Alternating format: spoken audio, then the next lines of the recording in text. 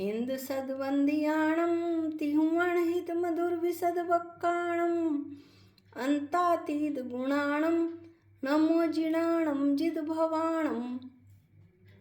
हम सभी पंचस्तिकाय संग्रह का अध्ययन कर रहे हैं और इसमें हम प्रथम अधिकार का वर्णन कर रहे हैं। प्रथम अधिकार का वर्णन करते हुए हम गाथा 50 पर आ गए हैं। गाथा 40 से लेकर गाथा 52 तक जीव का उपयोग लक्षण चलेगा।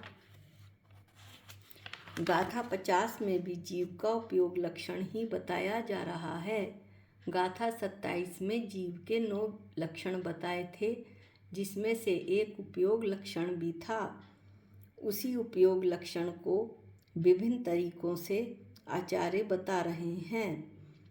हम गाथा 50 का पाठ करते हैं। संबत्ति संभाओ अपु दब भूदो य अजुद सिद्धो य तमहा दब गुणाणम अजुदा सिद्धि ती णिदिठा। अन्वयार्थ पढ़ते हैं। संबत्ति संभाओ, समवर्तीपना वह समवाय है। अपु दब भूदो वही अपृथकपना है। य और अजुद सिद्धो अयुत सिद्धपना है।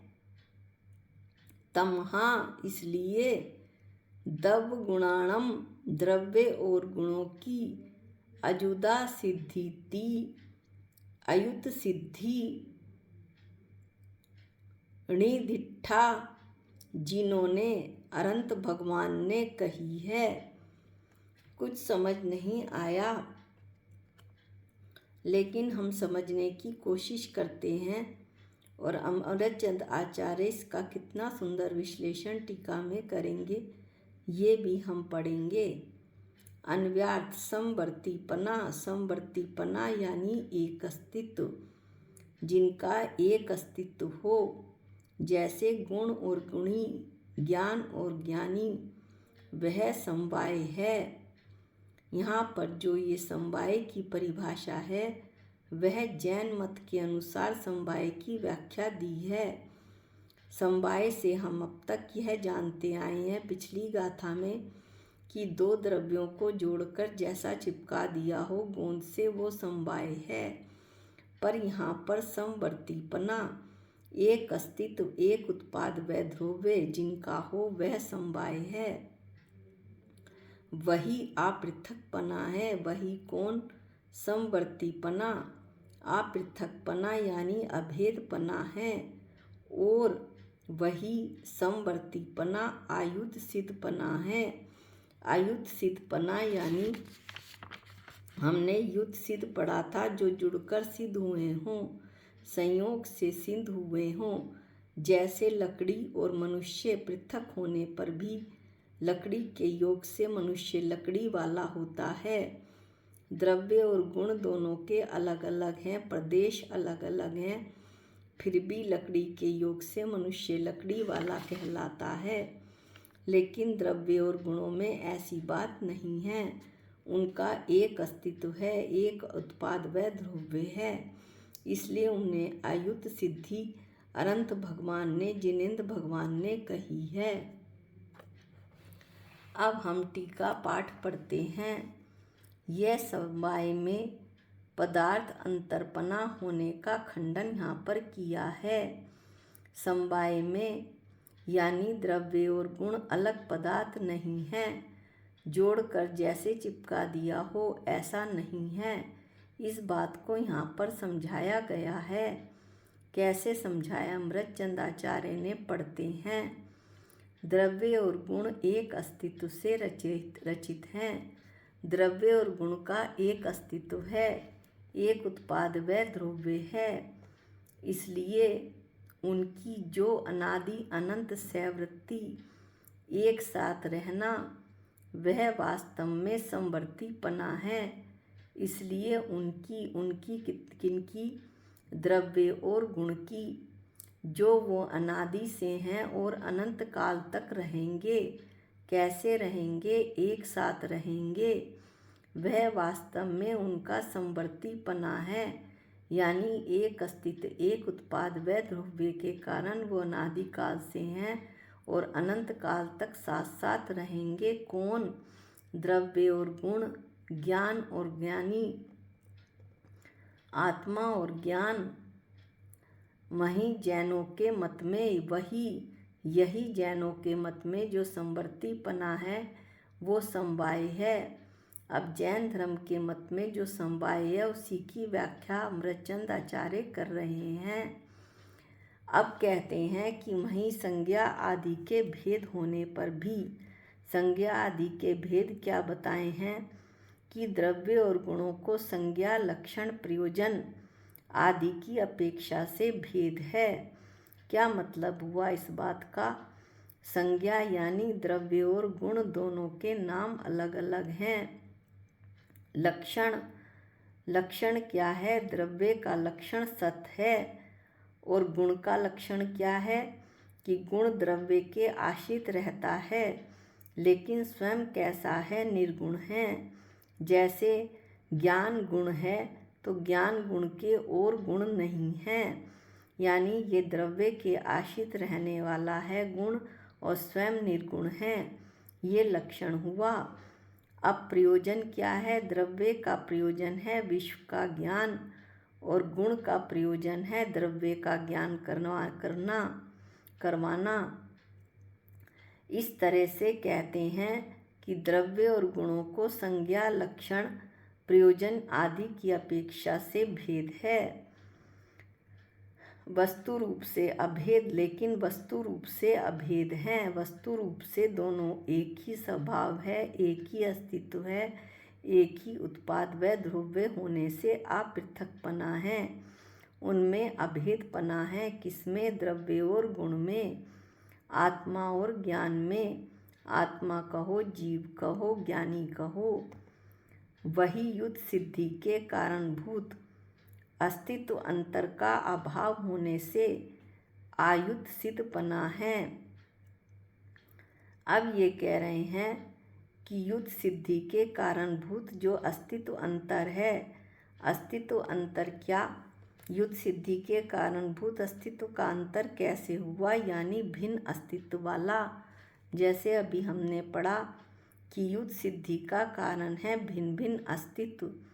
लकड़ी और लकड़ी वाला, दोनों अलग अलग द्रव्य हैं, दोनों के गुण अलग अलग हैं। जैसे आत्मा और शरीर, दोनों के प्रदेश अलग अलग हैं, एक पुद्गल है, एक चेतन है। तो इस तरह से इनमें युत सिद्धि का कारण है भिन्न भिन्न अस्तित्व का होना। ऐसा जो अस्तित्व का अंतर है उसका अभाव है किसमें? गुण और द्रव्य में।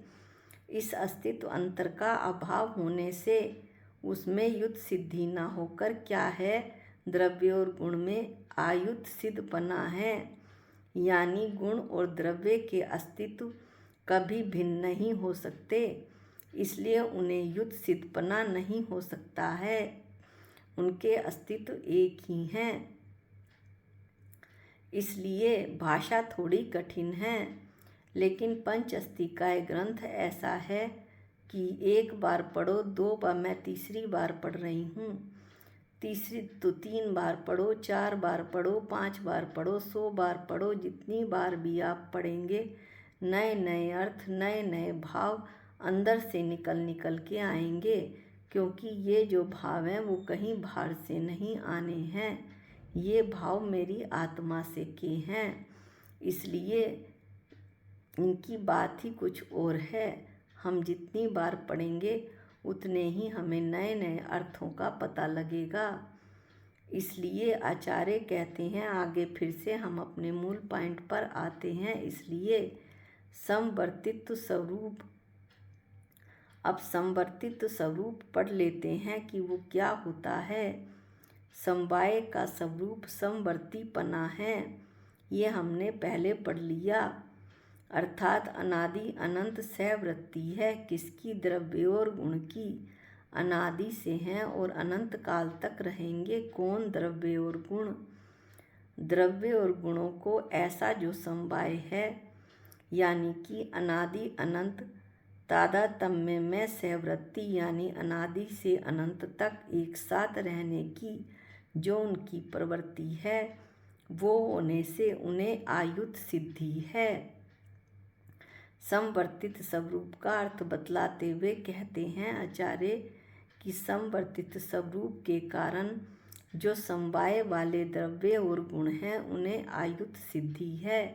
इसका यह मतलब उन्होंने बताया है कि ये जो हैं द्रव्य और गुण कभी भी पृथक नहीं हो सकते। वास्तव में यहाँ पर द्रव्य और गुण को आचार्य ज्ञान और ज्ञानी की ही बात कर रहे हैं कि मैं ज्ञानी हूँ, मैं जीव हूँ, मैं आत्मा हूँ और ज्ञान मेरा गुण है, मैं जानने वाला हूँ, छहों द्रव्यों से भिन्न हूँ। अब मैं अपनी ऐसी अनंत शक्ति, अपने इस विशेष गुण, स्पेशल गुण ही कह लो आप, ये मेरी स्पेशल पना है जिसके कारण से कि मुझे ऐसे मेरे भाग्य हुए कि ऐसा मुझे जानने की शक्ति मिली। अब इस शक्ति का मैं दुरुपयोग करूं या फिर उपयोग करूं, ये मेरे अपने हाथ में है। दुरुपयोग कैसे? कि पूरे विश्व में देखता फिरूं, कि पूरे विश्व को जानता फिरूं और जो जानना है वो ना जानूं, अपनी आत्मा के अनंत गुणों को ना जानूं, मैं आत्मा हूँ ये भी ना जानूं, मैं दो द्रव्य हूँ, एक साथ दो द्रव्य लिए बैठा हूँ। इस वक्त भी जब मैं पढ़ रही तो दो द्रव्य एक साथ हैं, भाषा वर्गणा है और साथ ही जानने की शक्ति भी है। तो दो द्रव्य एक साथ काम कर रहे हैं। इस बात को मैं शास्त्रों में पढ़ूं, ज्ञानियों से जानूं और उसको पहले जानूं। जानकर भी कुछ नहीं होगा, लेकिन फिर भी जानूं तो सही कि मैं क्या हूँ। मैं केवल नाम नहीं हूँ, एक नाम जो माँ बाप ने रख दिया वो नहीं हूँ मैं उसके अंदर बैठा, उस नामधारी शरीर के अंदर बैठा हुआ आत्मा हूँ, अनंत चतुष्टय का धनी। अपने उपयोग को मैं कहाँ लगाता हूँ? बार बार दौड़कर वो पर में जाता है। अपने उपयोग को मैं अपने अंदर लगाऊं, अपनी आत्मा में लगाऊं और जानूं कि मैं अनंत गुणों का धनी हूँ। मेरी आत्मा किस तरह की है कि मैं एक चेतन भगवान आत्मा हूँ जो जानने और देखने वाला हूँ। ऐसी शक्ति सिर्फ मेरे पास है। विश्व 6 द्रव्यों से मिलकर बना है। विश्व में किसी भी अन्य द्रव्य के पास ऐसी शक्ति नहीं। उस शक्ति का मैं उपयोग करूं और अपने भव को सुधारूं। मैं उसे जानूं, जानकर बार बार जानूं कि शरीर के अंदर बैठी आत्मा मैं हूँ। इस बात को जानूं, जानकर मानूं। मानना भी इतनी आसानी से नहीं होता। बार बार मेरे मानने के ऊपर भी प्रहार, जो मेरा मोह है वो अनादिकाल से प्रहार करता है कि नहीं तू शरीर है, तुझे ये चाहिए, तुझे ये चाहिए, तुझे वो चाहिए।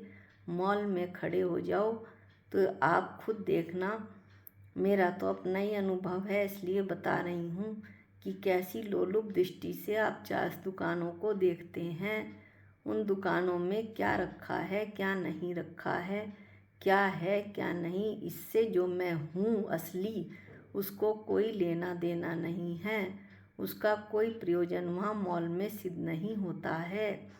एकदम से तो हम अनंत नहीं बन जाएंगे, लेकिन इस बात को माने, विचार करें, बार बार अपनी मान्यता में दृढ़ता लाएं, अपना दृढ़ श्रद्धान करें कि मैं चेतन भगवान आत्मा हूँ। ऐसी भावना निरंतर भाएं। ये खुद से ही युद्ध है। आज संयम लक्षण में आ रहा था कि ये जो है खुद से ही युद्ध करना है, इस बात को समझना और इस बात में भेद ज्ञान डालना कि शरीर अलग और आत्मा अलग, ये अपने से युद्ध करना है। इस तरह का युद्ध करूं, पहले थोड़ा थोड़ा होगा, फिर उसमें तेजी आएगी, ऐसा मैं मानूं, समझूं और अपनी इस भावना को दृढ़ करूं, अपने श्रद्धान को दृढ़ करूं।